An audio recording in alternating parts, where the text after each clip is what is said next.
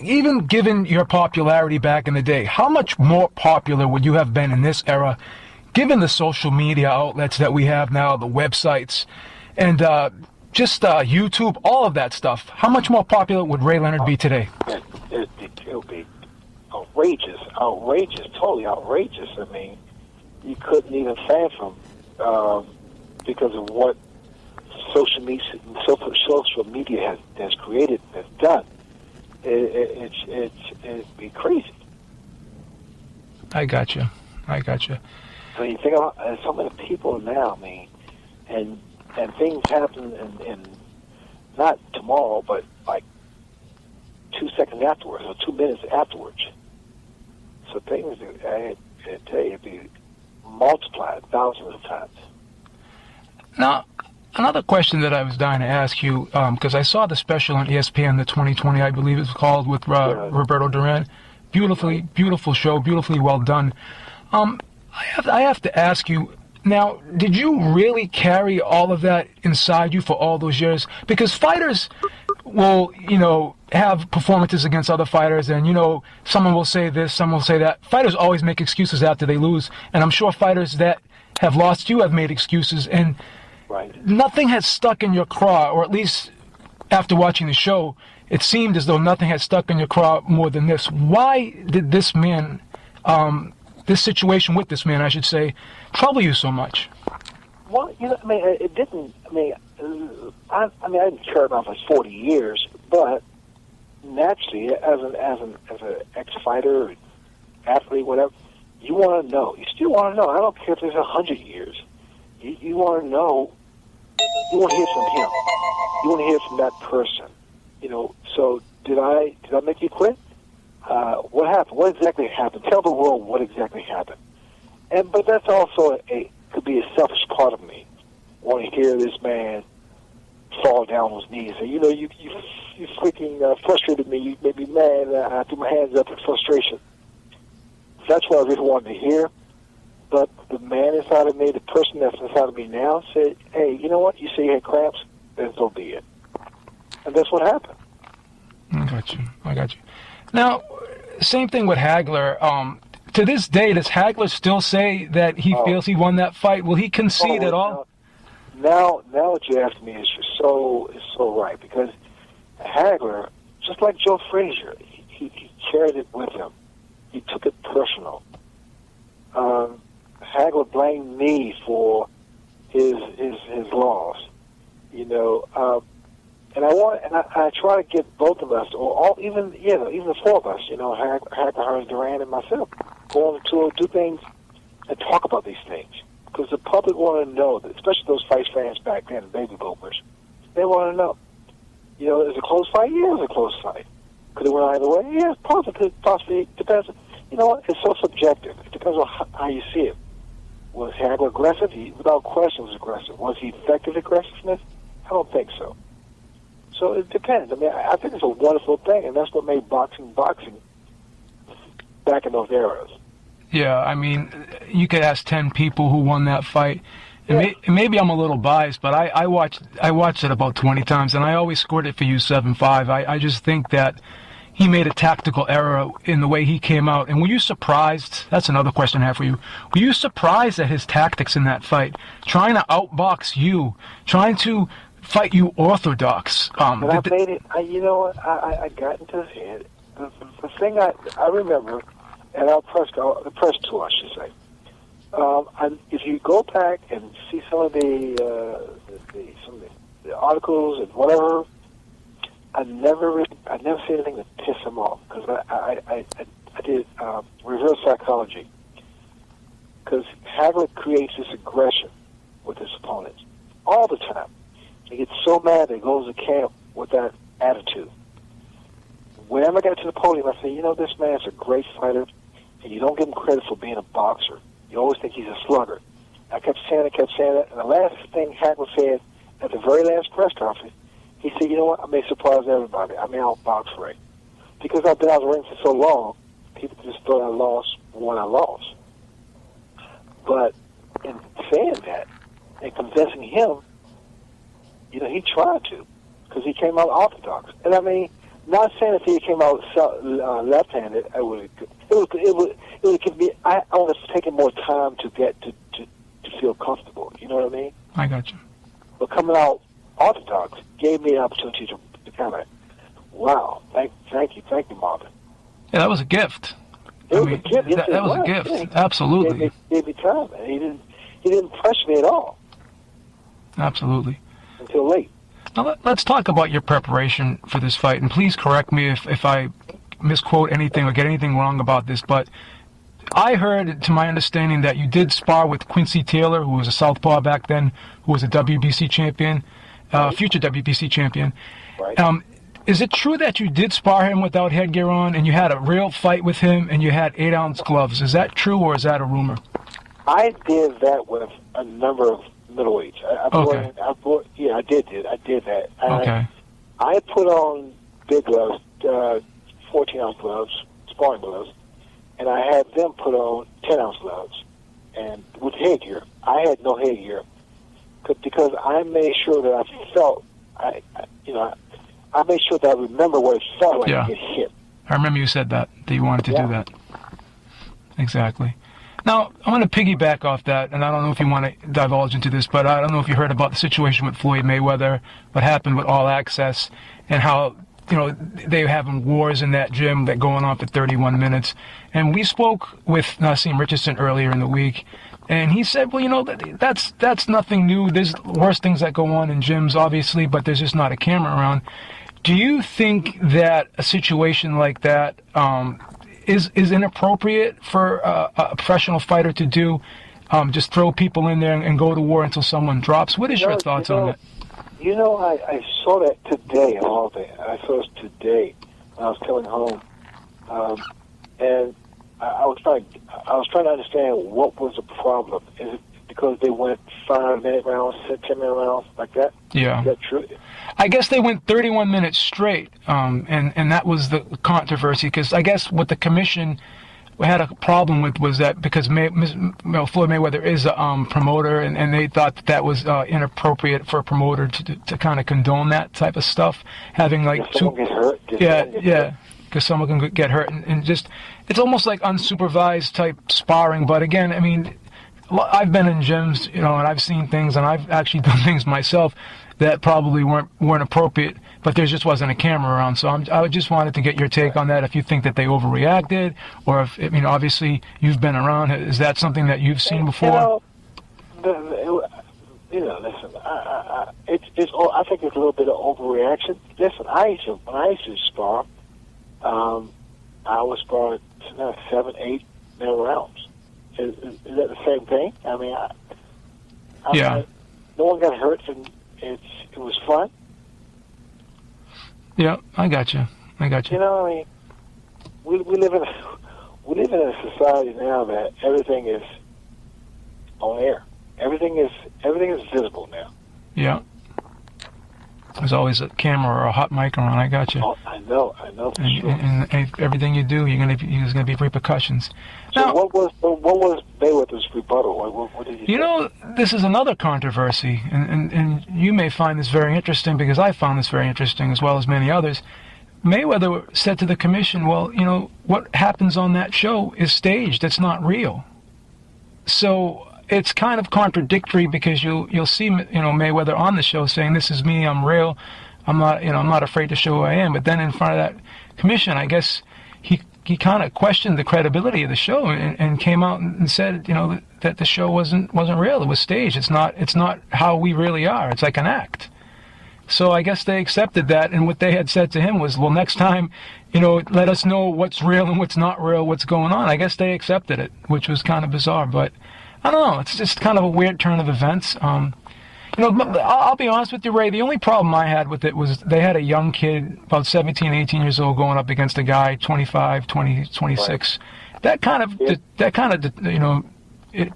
made me a little bit disturbed, because after the kid was hurt and he was kind of staggering around, I saw Mayweather mock the kid, and to me, I thought that was cruel. So that's what struck a chord with me.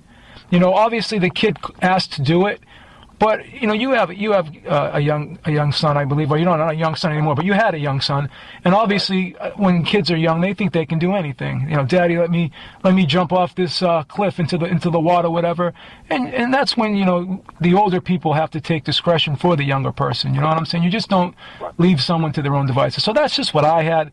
Obviously, I don't want Floyd to have to suffer any real stringent punishment for that, but I think a talking to would have helped, and just say, hey, you know what, you can't be doing this stuff anymore, at least not with a camera around. It's not something you want to portray to people. But that's just my opinion. Again, maybe I'm a little conservative in that area, but that's what bothered me. Yeah, I just didn't have a chance to look into it and give you an honest. Yeah, it was a big news thing, I think, yesterday or the day before, but it's kind of died down now. But Right. Again, none of us are angels. I mean, we all do things behind closed doors that people would probably be surprised about. But fact is again, as you said, there's always going to be a camera around when you're famous now, so there's nothing you can really do about that. That's so true, yes. And I have to commend you, Ray, because you've always been very open and honest about everything, and you've kind of bared your life to everybody. How have you always been like that? Like, growing up, you just seemed to always just be so honest. Like, if you thought that you lost a fight, you would say, hey, I lost a fight. If you thought you didn't do well, you say, hey, I didn't do well. You never made excuses. When did you develop that? Is that something that you've always had as a young person growing up? How was that instilled in your character? I think that it's something that you live that, and I've lived that, I've, like in my book, I made revelations about being abused as a kid, child, and I try to keep that suppressed into my chest for years, and I did that, and it's not good. It's not good to suppress anything, any emotions, because what you think is bad, what you think is wrong, sometimes it's not really as bad as you think it is. Yeah, there's always something worse. I mean? Yeah, always something worse out there. Exactly. There's always something worse. Exactly. And that allowed me to grow up, and that allowed me to mature, that allowed me to prosper, and that allowed me, because I lived it myself, I give that advice to another young person, kid, woman, girl, who could be dealing with the same thing. Okay. Now let me ask you one more question about Floyd Mayweather, because I'm pretty sure you saw the Maidana fight. I'm assuming you did. Do you think that maybe that was the first signs of slippage in Mayweather, or do you think that maybe it was just... You mean the first fight?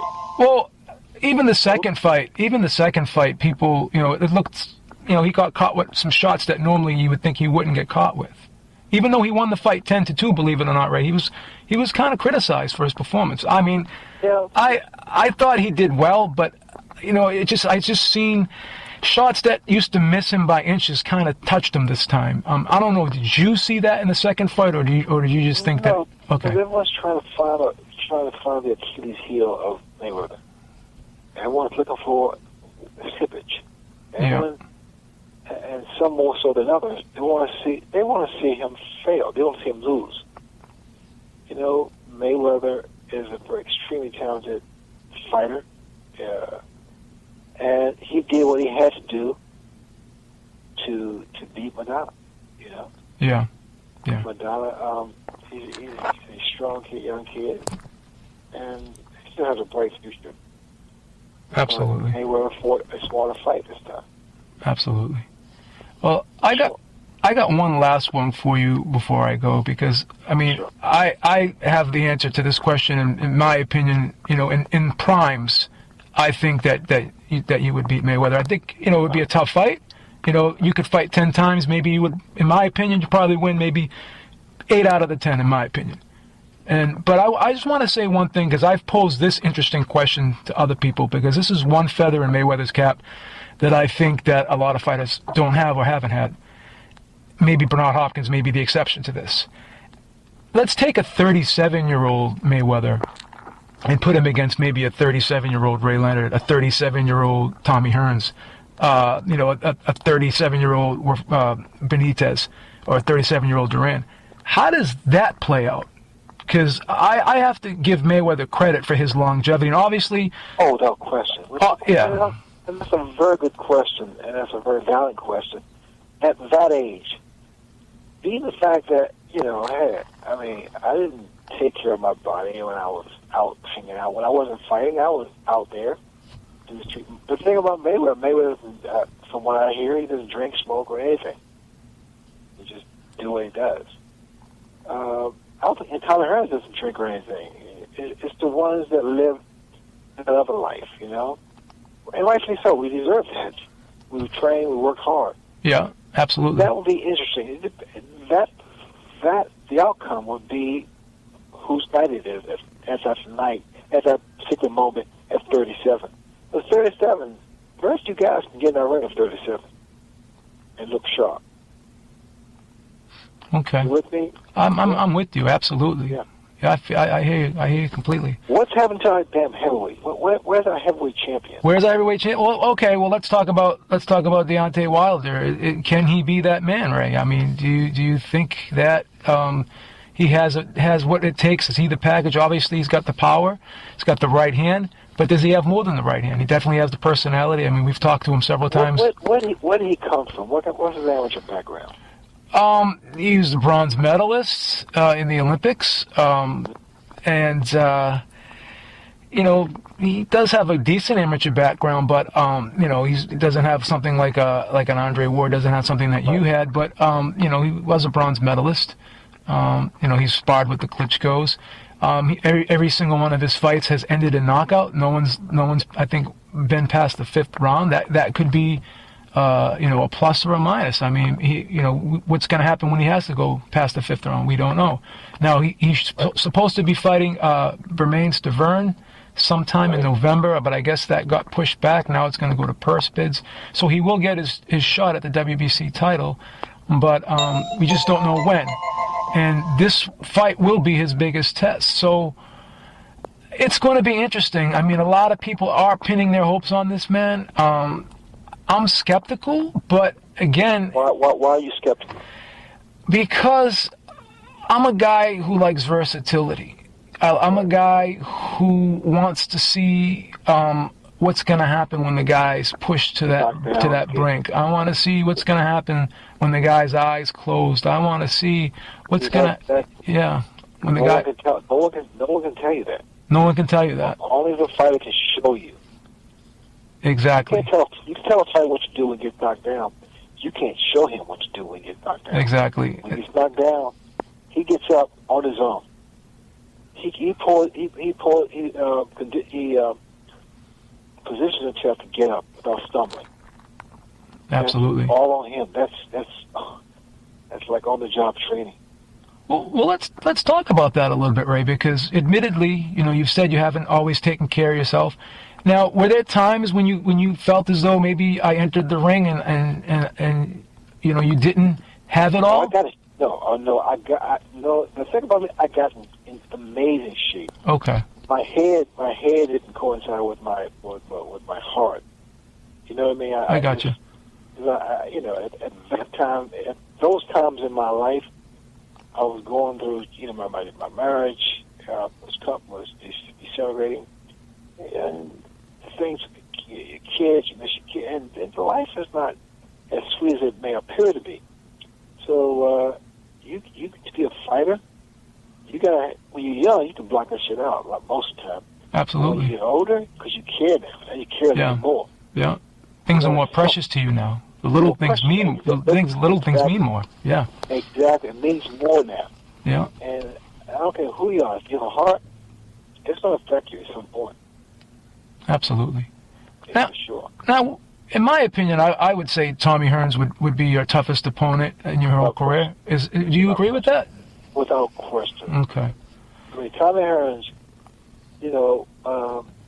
that man, that's our first fight, and that's what I'm talking about. That last 12 rounds, I think it was 12th round, I got off the stool, and it was that moment that defined who I was. Really defined. It was the first Duran fight, but also the first Hearns fight that made me say, you want to do it? Let's do it.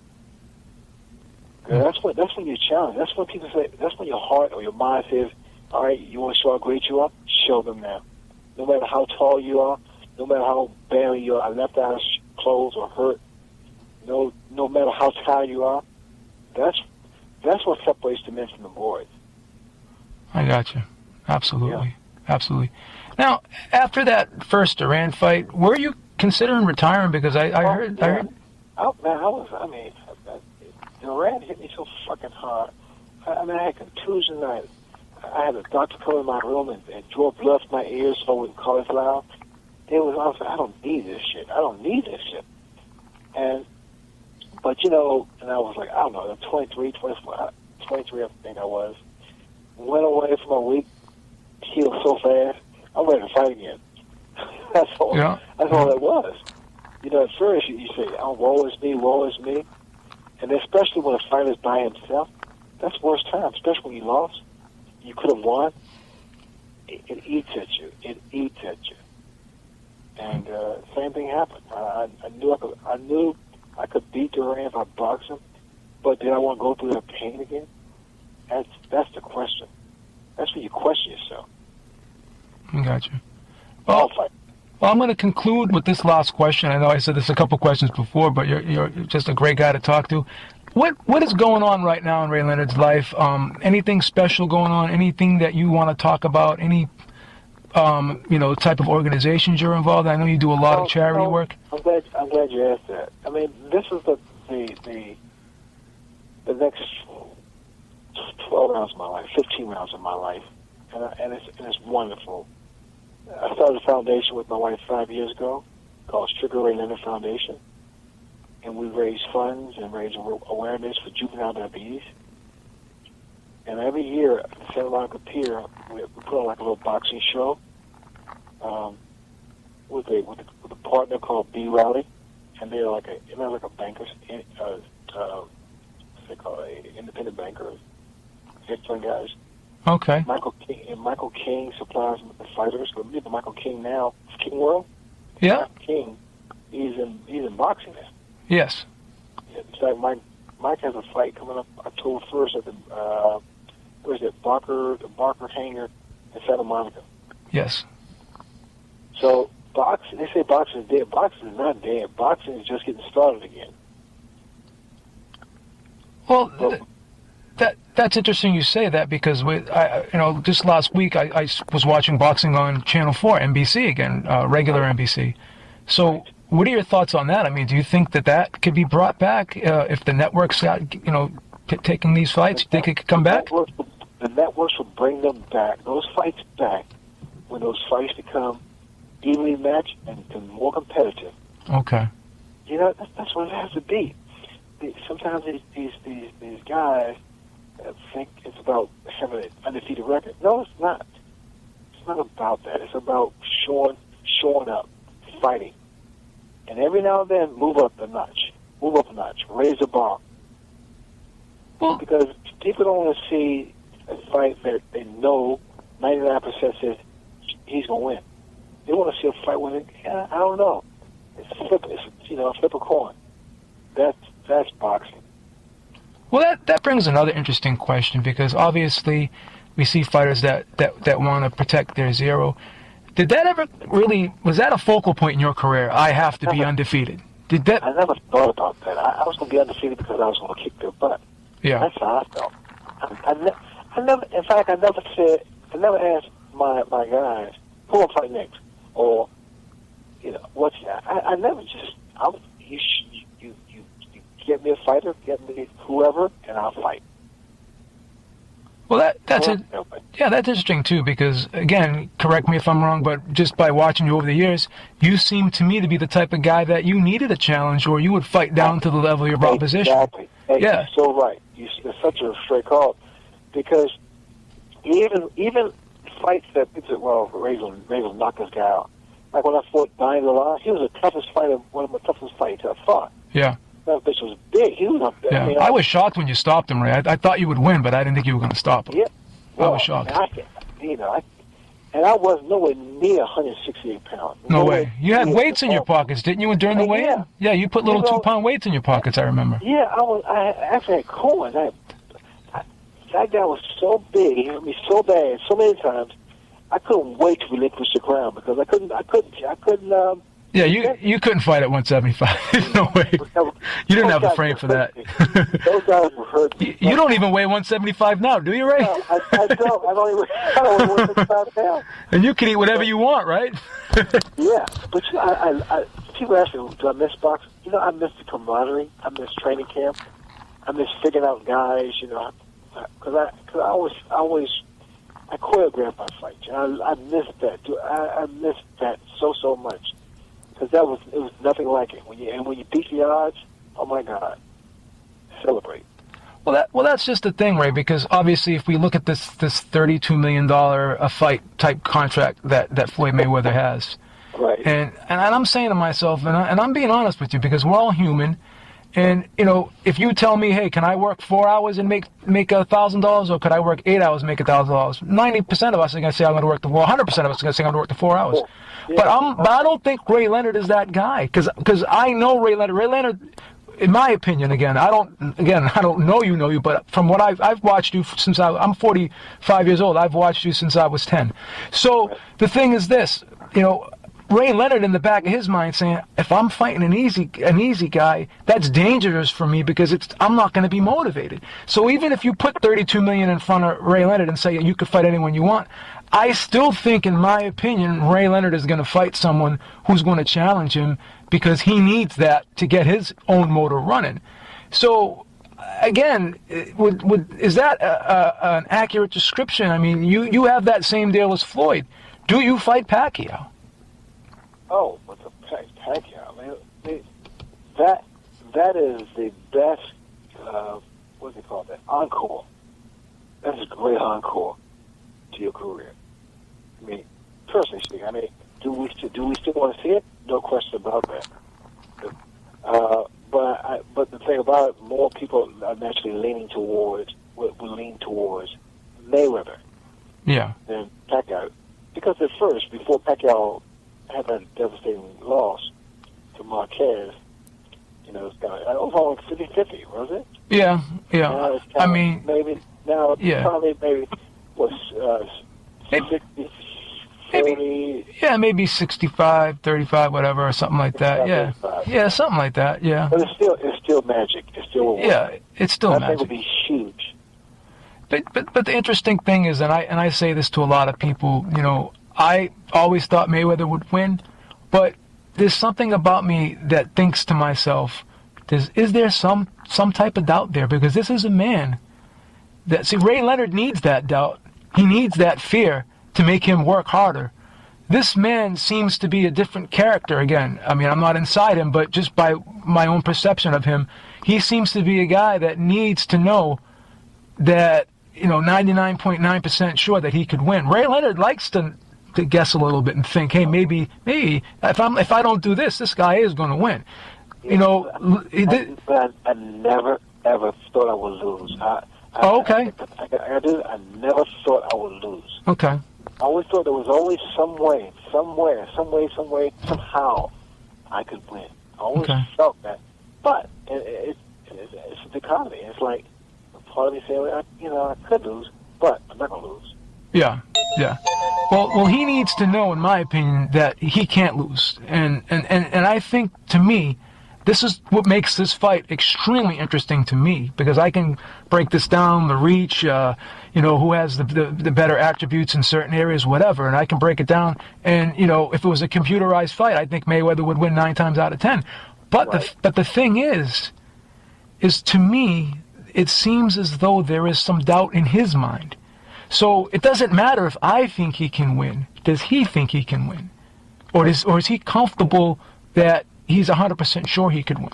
But that fight would generate so. It'd be. Well, that's just it. Because you can't even fathom what the thing would generate, and the fact that with Mayweather being as technically sound as he is, and Pacquiao being incredibly gifted with his speed, even if he slowed down, and not slow down, but has become less committed, because knocked out that way, that becomes Achilles' heel somewhere.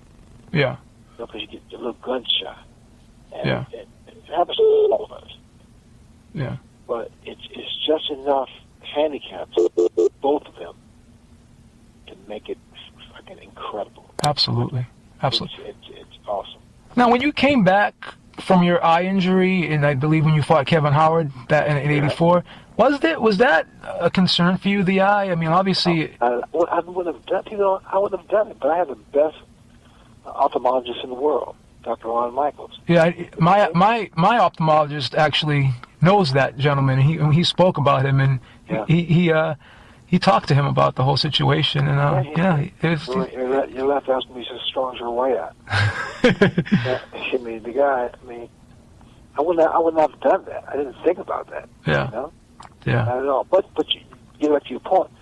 When I fought Kevin Howard, people thought I could beat Kevin Howard with my eyes closed because he was never in shape. That son of a bitch got in shape, and he was tough. He hit me too. I was like, this son of a bitch, he can fight. Absolutely. Yeah. Absolutely, man. Well, Ray, it's been great talking to you. Is there anything you want to say to your fans? Anything that else you want to talk about or promote or anything? Man, I've always said this to my fans. You know what? I had the best. I had the best, and still do have the best fans. And they've taken me from good times. They've seen me with good times, bad times, and come back good times. And I just thank them. Okay. Well, Ray, thank you so much for your time. It's been an honor and a pleasure. And this is probably one of the highlights of my life because you are my favorite fighter of all times, and I tell people that all the time. And thank you so much. I really appreciate this. Take care, man. All right, thank you.